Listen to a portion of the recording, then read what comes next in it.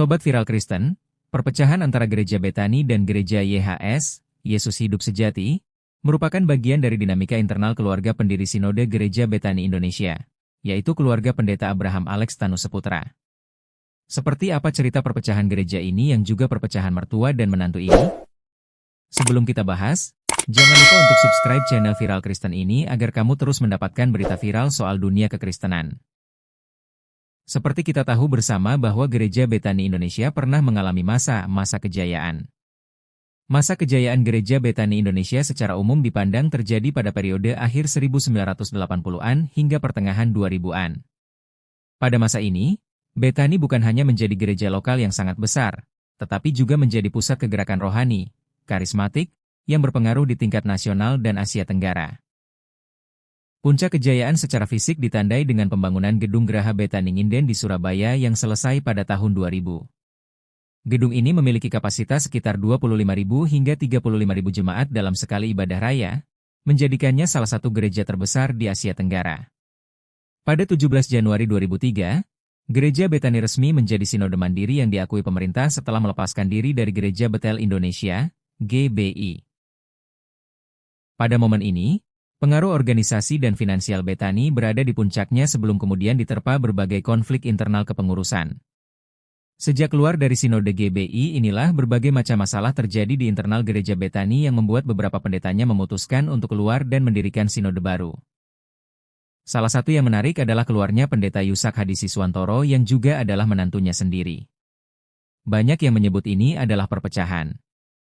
Perpecahan ini melibatkan Pendeta Yusak Hadisiswantoro, menantu Pendeta Abraham Alex, dan istrinya, Pendeta Hana Asti Tanuseputra, putri Pendeta Abraham Alex. Setelah keluar dari lingkaran kepengurusan Betani, mereka mendirikan Sinode Gereja YHS yang berpusat di Makassar. Konflik bermula dari ketegangan internal di Gereja Betani Surabaya terkait suksesi dan manajemen gereja. Ketegangan ini sempat memuncak menjadi konflik hukum antara pendeta. Abraham Alex, ayah, dengan anak-anaknya, termasuk Pendeta David Aswin Tanuseputra dan Pendeta Hana Tanuseputra. Perpisahan ini mengakibatkan beberapa jemaat dan cabang gereja di berbagai daerah memilih untuk bergabung dengan Sinode YHS. Di beberapa wilayah, seperti di Sampit, Kalimantan Tengah, pemisahan ini sempat berlanjut menjadi sengketa hukum terkait kepemilikan lahan dan bangunan gereja. Salah satu kasus yang paling mencuat terjadi di Sampit, Kota Waringin Timur, di mana objek sengketa berupa lahan seluas 3.888 meter persegi dan bangunan gereja yang terletak di Jalan Jenderal Sudirman KM 1,5, Sampit.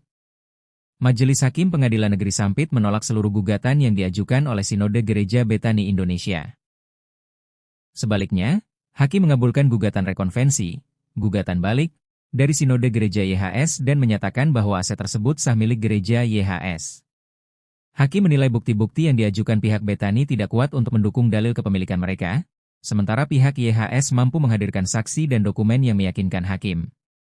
Hingga awal Mei 2026, pihak Betani dilaporkan masih mempertimbangkan langkah hukum selanjutnya setelah putusan tersebut.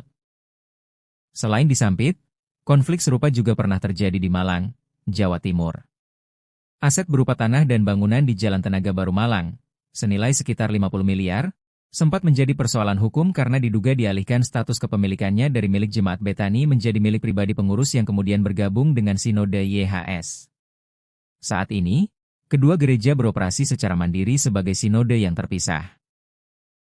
Gereja Betani Indonesia tetap berpusat di Surabaya, sementara Gereja YHS telah berkembang luas sebagai sinode karismatik independen dengan banyak cabang di seluruh Indonesia dan luar negeri. Sobat Viral Kristen, inilah perpecahan yang terjadi antara Gereja Betani dan YHS, antara mertua dan menantu. Bagaimana pendapatmu? Share di kolom komentar ya.